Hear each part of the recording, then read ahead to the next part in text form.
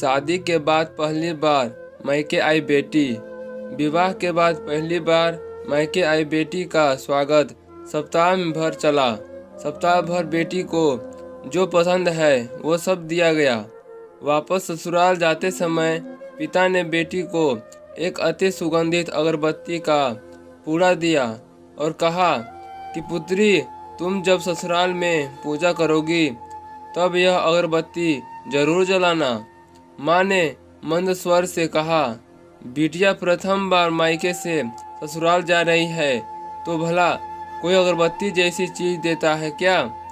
पिता ने झट से जेब में हाथ डाला और जेब में जितने भी रुपए थे वो सब बेटी को दे दिए। ससुराल में पहुंचते ही सासू माँ ने बहू का बैग टटोला और पूछा कि तुम्हारे माँ बाप ने विदाई में क्या दिया है। कुछ विशेष न मिलने पर उनकी नज़र अगरबत्ती के पूड़े पर पड़ी। क्रोधवश सासू माँ ने मुंह बनाकर बहू को बोला कि कल पूजा में यह अगरबत्ती लगा लेना। सुबह जब बेटी पूजा करने बैठी, अगरबत्ती का पूड़ा खोला तो उसमें से एक चिट्ठी निकली। लिखा था, बेटी, यह अगरबत्ती स्वतः जलती है मगर संपूर्ण घर को सुगंधित कर देती है। इतना ही नहीं, आजू बाजू के पूरे वातावरण को भी अपनी महक से सुगंधित एवं प्रफुल्लित कर देती है। हो सकता है कि तुम कभी पति से कुछ समय के लिए रूठ जाओगी या कभी अपने सास ससुर जी से नाराज हो जाओगी, कभी देवर या ननद से भी रूठोगी, कभी तुम्हें किसी से बातें सुननी भी पड़ जाएं या फिर कभी अड़ोस पड़ोसियों के बर्ताव पर तुम्हारा दिल खट्टा हो जाए।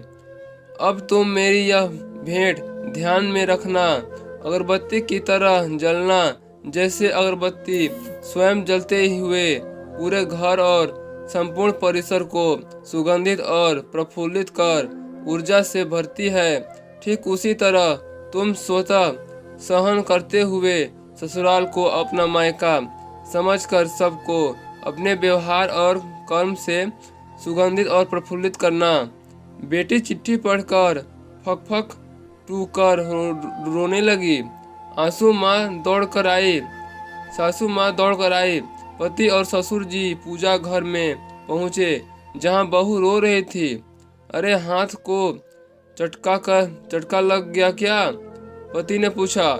क्या हुआ यह तो बताओ। ससुर जी बोले, सासू माँ, आजू बाजू के सामान में कुछ है क्या? यह देखने लगी तो उसे पिता द्वारा सुंदर अक्षरों में लिखी हुई चिट्ठी नजर आई। चिट्ठी पढ़ते ही उन्होंने बहू को गले से लगा लिया और चिट्ठी ससुर जी के हाथों में दे दी। चश्मा न पहने होने की वजह से चिट्ठी बेटे को देकर पढ़ने के लिए कहा। सारी बात समझते ही संपूर्ण घर स्तंभ हो गया। सासू माँ उस स्वर में बोली, अरे, यह चिट्ठी प्रेम करानी है। यह मेरी बहू को मिली हुई सबसे अनमोल भेंट है।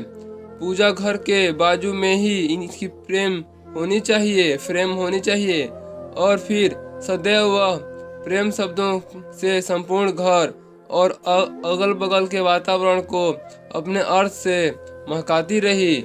और अनंत अगरबत्ती का पूरा खत्म होने के बावजूद भी क्या आप भी ऐसे संस्कार अपनी बेटी को देना चाहेंगे? दोस्तों, हमें इस कहानी से क्या सीख मिलती है कमेंट करके जरूर बताइए। चैनल पर पहली बार आए हैं तो लाइक शेयर सब्सक्राइब जरूर कीजिए।